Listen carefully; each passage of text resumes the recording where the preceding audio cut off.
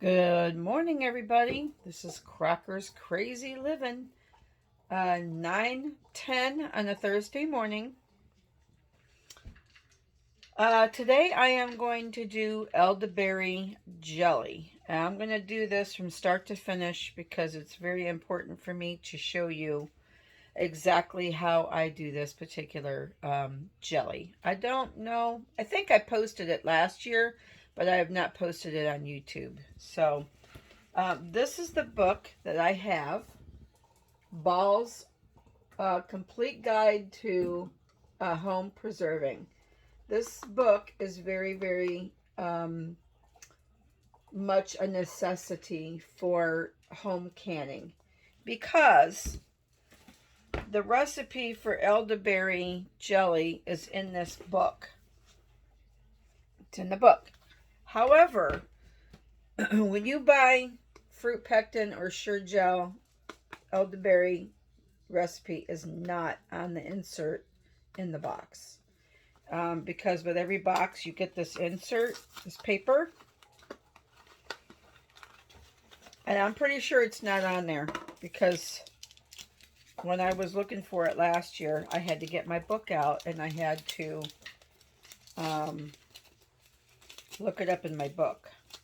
So I'm almost positive that elderberry is not located on this. Apple, crabapple, black raspberry, boysenberry or dewberry, cherry, currant, grape, mint, plum, red raspberry, or loganberry, which I don't even know what a loganberry is, and strawberry. So yeah, no elderberry on this paper. So I get my book. This book has 400 delicious and creative recipes for today. For today's world. For me, home canning is a fun hobby. I like it because I enjoy it. And we get to reap the benefits of doing it. I get to share some, and maybe I could sell some. That would be nice. And anyway,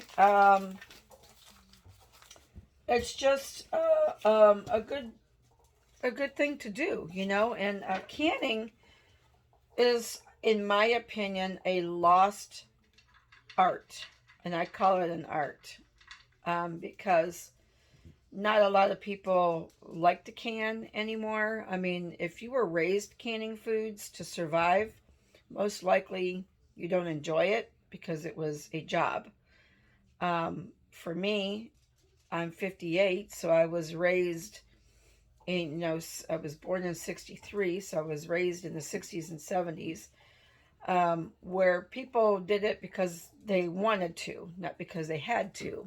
So that's when I started canning with a friend of mine, and we were canning everything in their pressure canner, which is another whole class on canning because that's a whole different realm there.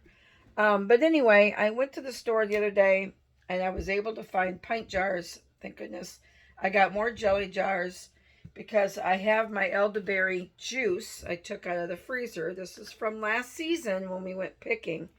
Now, that class will be coming up in the near future. I can't pinpoint exactly when. We're thinking about going picking this weekend.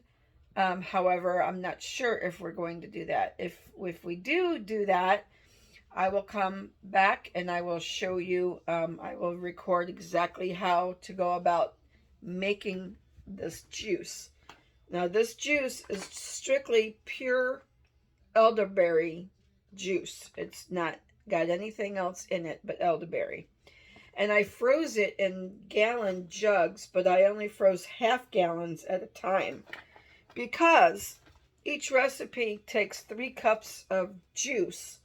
And I didn't want to do a gallon of it because if I don't have the time to commit to doing a whole gallon of juice into jelly, then it gets wasted because it only lasts for a few days in your refrigerator. And I defrosted this yesterday. So There's about enough in here for maybe, I'm thinking three batches. I'm thinking, I'm not sure. So I think I am going to try. No, I'm not going to try to do that. I was thinking I was going to try to double my recipe so I could do more jars at one time. Because on the other day when I was doing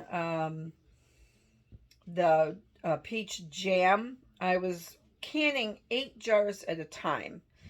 Um, that's not the real economical, time-saving way to do it. I mean, if you got time, fine. But what I should have been doing is I should have been filling those jars and then leaving them on the counter and then sealing up what I could get in my canner, because I could get more than 8 jars in that canner.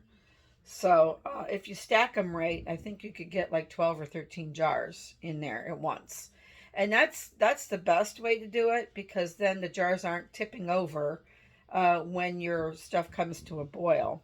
So this recipe says 3 cups of elderberry juice, 4 tablespoons of lemon juice. And if you don't have fresh lemons, that is the best, because I do know that bottled lemon juice contains sulfites. You wouldn't think they do, but they do. It's a preservative. I do have some fresh lime juice in there, however.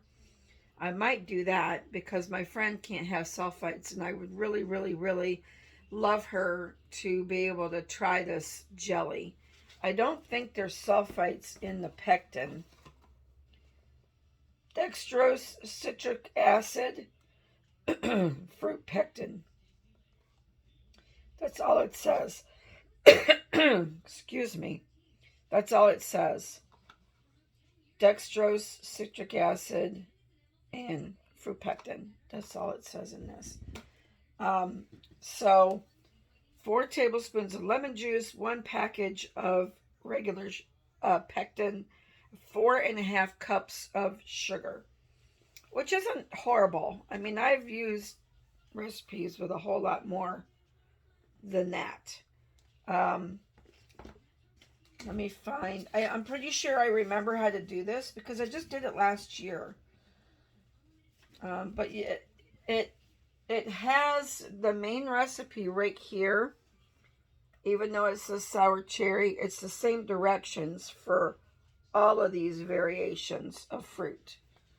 There's like 2 pages, 3 pages of fruits, different kinds you could do. You can even make homemade grape jelly. Buy bottled jelly juice or grape juice and make it your own that way. So I'm just going to quick like read the thing. Okay, in a deep pot, place your juice, whisk in your pectin until dissolved, bring to a boil. Add the sugar all at once. Yep. Skim off any foam. This one doesn't call for butter. See, the peach one called for a little bit of butter, a tablespoon or so of butter. This one does not call for that. So you don't want to do that. So I'm going to bring you over to the stove because, like I say, I'm going to do this in real time so you can see exactly what I'm doing. If it takes a long time to boil, I may pause you. Just saying. All right, let me get a measuring cup.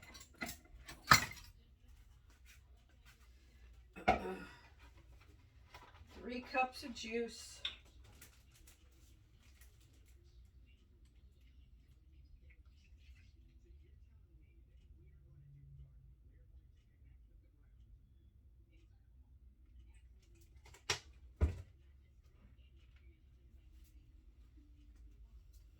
Three cups of juice.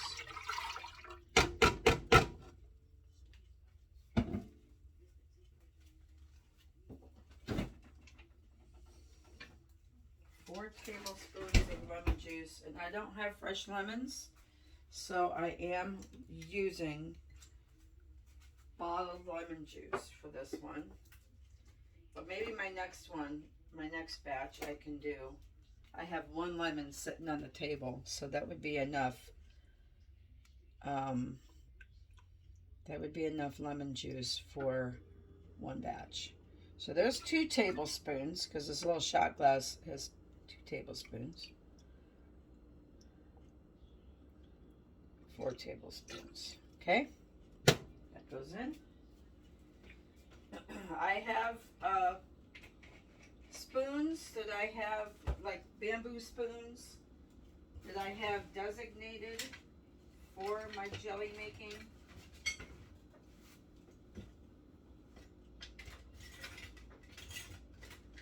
Even though, I mean, they stain. It doesn't say jelly on it anymore, but I had actually one that said jelly right on it, for making jelly. But I don't see it right offhand. Yep, jam. Right here. This is my spoon for jam and jelly making. All right, I'm going to turn this on high. I'm going to get my pectin. Dump this in here. You know what? I'm going to measure my sugar first before I even put that in there. I'm going to pause you, and I'll be right back. I'm going to measure my sugar. Okay, I'm back. I just measured right here my 4.5 cups of sugar. I'm going to turn this on high. I'm going to stir, and you got to get everything ready prior to starting the cooking process, because once you start cooking it, you can't leave it. You can't turn your back on it. So therefore, you have to have everything set up and ready to go. I don't have my jars ready, but that's okay. I mean, it doesn't hurt it. It doesn't really hurt it to turn it off and set it aside while you're getting your jars ready. That doesn't hurt nothing.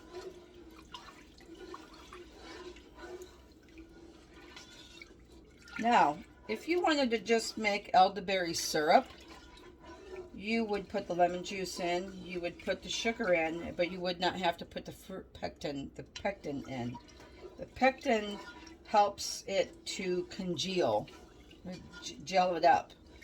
So if you just wanted to make elderberry syrup and can it, you would just put your lemon juice in there, you'd put your sugar in there, you'd bring it to a boil and boil it until your sugar is good and dissolved.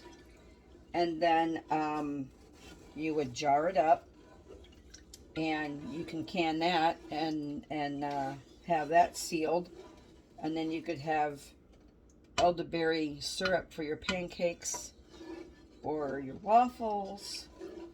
Put it in your oatmeal. Drizzle it over ice cream. All kinds of uses for the elderberry syrup. Now, if you want to make elderberry syrup for a way to have an elixir for health reasons, then you would take your juice and you could add, if you didn't want to add all the sugar, you could add honey to it. When I did it last time, I did some cinnamon, a little bit of clove, and cinnamon, a little bit of clove, and a little bit of fresh ginger.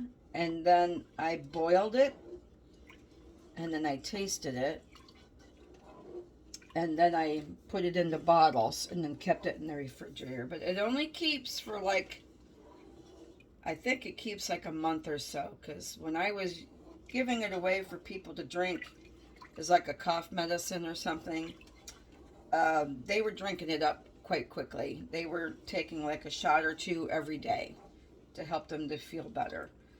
But you can't just keep it in your fridge indefinitely, because it only stays good for so long.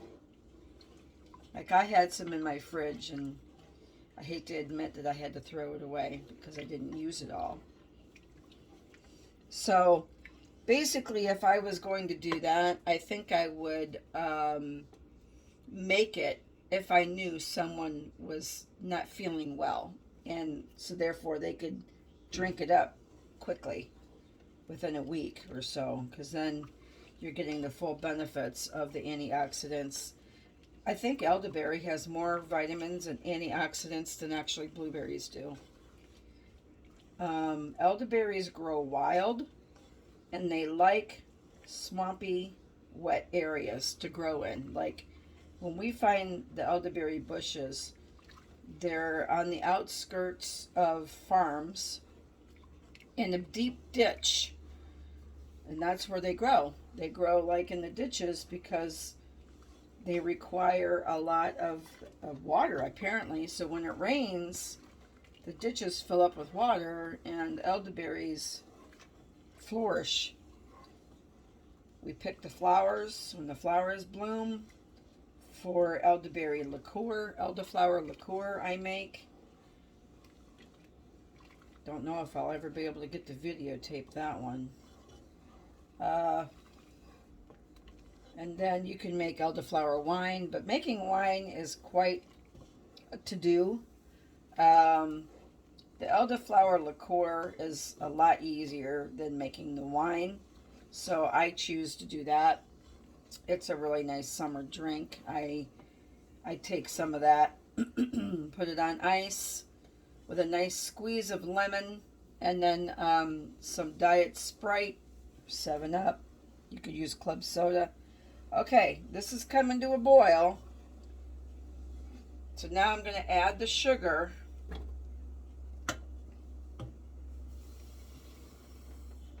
All at one time.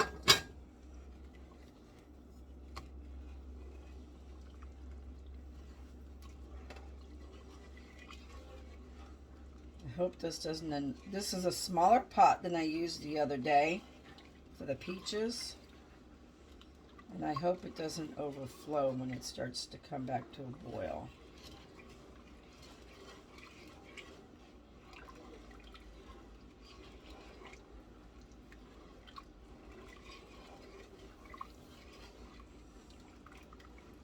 I love to do these projects when I'm off work in the summertime because I have the time to do it. When I'm working, sometimes I don't feel like doing this or having the energy to do it on the weekends. Weekends is usually when I do get around to doing stuff. But I always seem to get to be more active with my canning during the summertime, or like Christmas break, spring break, stuff like that, when I have extra time on my hands to actually enjoy what I'm doing, you know. If I have to hurry and do something, it's not as enjoyable. But it's a choice for me. It's something I like. Nowadays, it's getting a little bit expensive because I was at Walmart the other day getting the jars. They finally got pint jars in, so I grabbed 2 cases. And 2 cases of the jelly jars. My husband was kind enough to purchase that for me. And 20 pounds of sugar. Because I didn't know how much I was actually going to make. So I got plenty of sugar. And I ended up getting a 6-box pack of this pectin. I don't remember. I think this was $10 for 6 boxes. So it was actually better buying that many. Now, if I don't need all of this pectin, it's okay because it keeps until October of 24. So I will be able to keep it in my pantry. No problem. Okay, it's coming to a boil. It's going to overflow on me. 1 minute.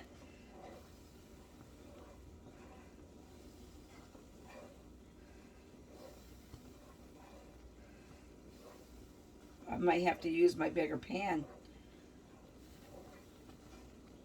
I'm blowing on the steam to keep it from boiling over. It wants to boil over. There's nothing worse than hot jam or jelly boiling over on your stove. There's nothing worse. I'm just picking up my pan to keep it from boiling over. Oh, it's really full. Might have to just turn my burner down. So much for stirring it. I can't now. I gotta turn my burner down here.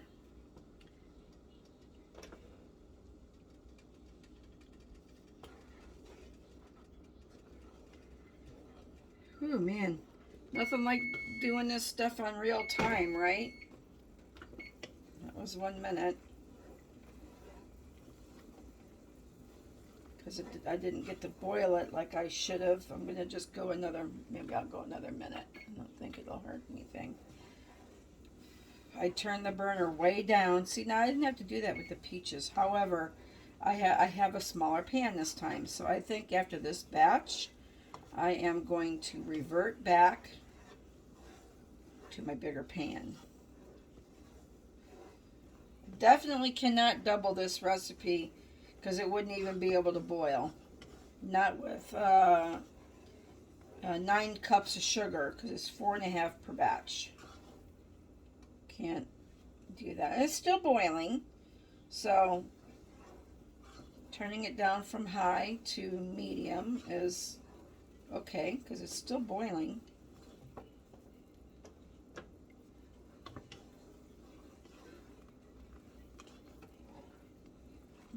Smells really good.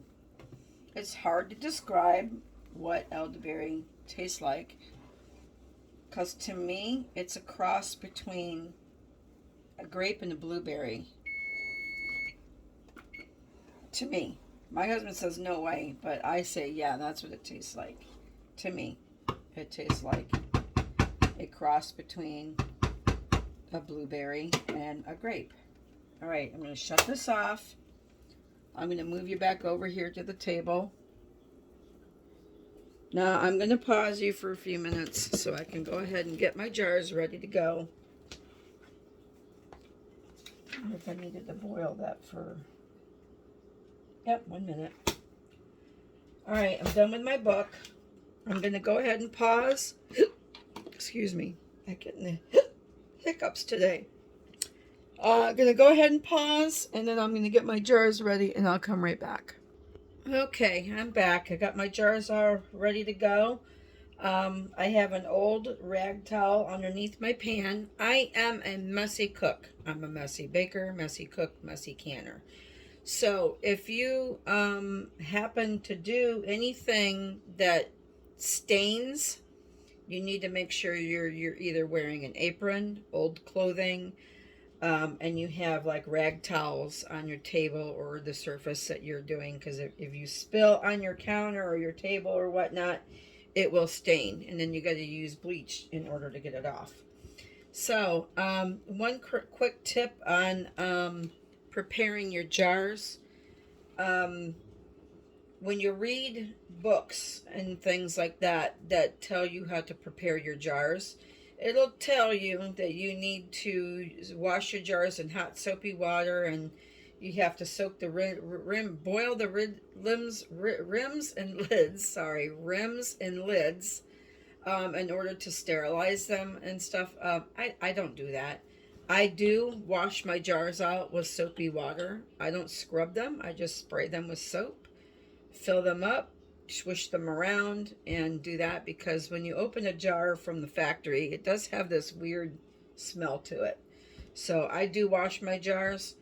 There is a canning procedure that is called hot pack, and when you hot pack your jars, they tell you to submerge your jars and your lids and your rims in boiling hot water, take them out one by one, fill your jar with your food, lid it, and then you leave it on the counter.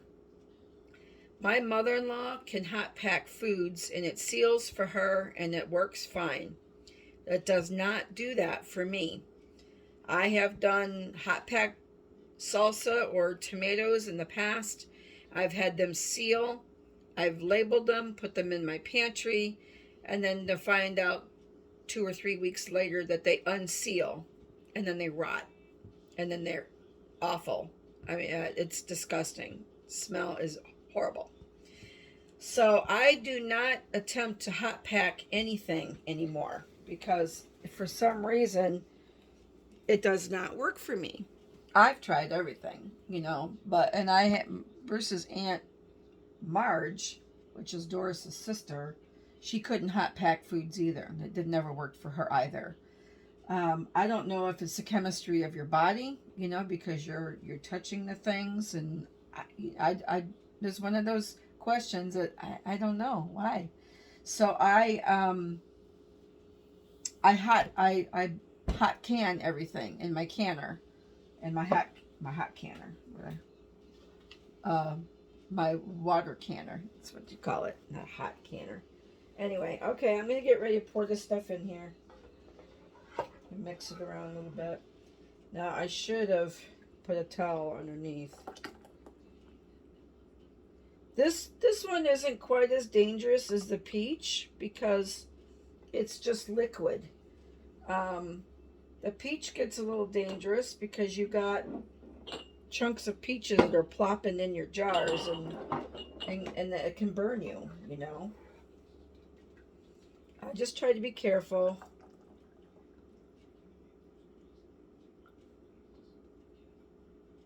That might be a little bit too full. No, that should be okay. They tell you, oh, there, I dribbled some. I gotta get me a towel. Hold on.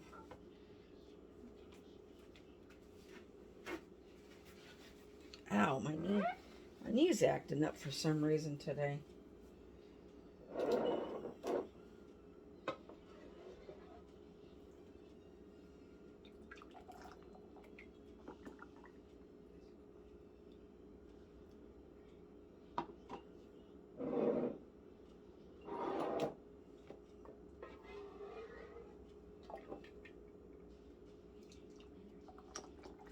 These canning funnels are really, really, really great to use for loading your jars because I still make a mess, but not like I do, not like I have in the past with things. And when you fill it to, I don't know if you can see how far I'm filling these, but right where that rim is, just below that rim, gets it to where it's a hot jar, about a half an inch to an inch head space. I talked about the head space when I did the peach jam.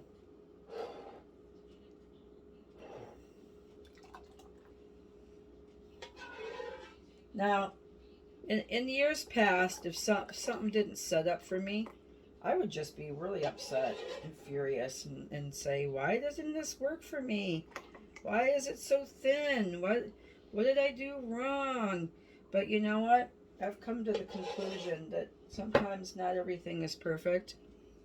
And that was in my younger days, I think. As I think when I was first learning, I wanted to do everything right, and I wanted to be perfect, and I wanted it to work because I wanted that satisfaction of, look what I did, you know, look at me, look what I did. But it's not all about that anymore, you know. If it doesn't happen to set up, okay, you make a milkshake, you put it on your ice cream, you stick it in your oatmeal like I talked about before. You put it on your pancakes, you know. It's okay, you know, if you don't get to make a peanut butter and jelly sandwich.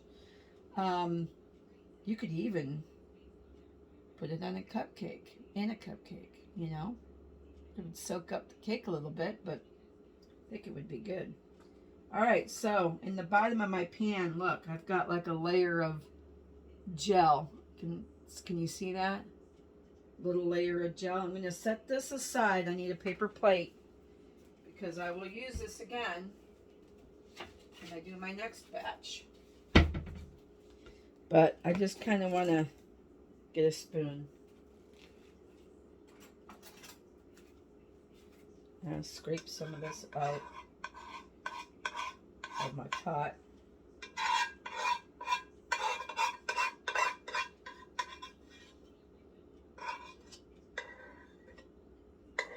It's not as gelled as it was last time. See?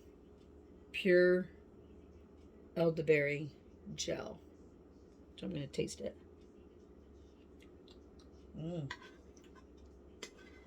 Oh my gosh. Freezing that juice, it tastes like it's fresh. It does nothing to the juice by freezing that. It tastes totally amazing. Mm, mm, mm, mm, mm. I don't eat a lot of this jelly. I think I've had it twice all year because I am a diabetic and I don't need to be eating tons of jelly. But when I do enjoy some, I like to spread it real thin on a piece of toast. I don't have to have a ton of it. I just like a thin smearing on my toast. No butter on my toast, just a smear of the jelly, because it's number one, it's very sweet, but man, it's got a taste of all of its own. Like I said, to me, it's a cross between grape and blueberry. My husband says no, but I say that's what my taste buds taste, between a blueberry and a grape. So I think it's delicious. I hope you've learned something on this video. Thank you for subscribing, all of you that have subscribed to my page. I really appreciate it. I get 50 followers, I can go live. Still working on that. Give me a thumbs up. You can leave a comment below if you'd like, or if you have a question. I'll do my best to answer your questions. I will mark this not for kids, because when I marked my other videos for kids, there was no comment. Nobody could leave a comment or ask a question. And I think because there's certain regulations for kids, and people's comments may not be appropriate. I think that's why it was turned off on my last videos. So I am going to mark this one not for kids and see if my comment bar pops back up, so you guys can leave a comment or a question. Other than that, have a wonderful day, and I'll come back with another video very soon. I gotta make butter soon, because I got one thing of butter left. I need to make butter. So I'm thinking about whipping up some butter, and if I do that, I'll make a video on that as well. All right, guys, have a great day, and I'll catch you later. Bye.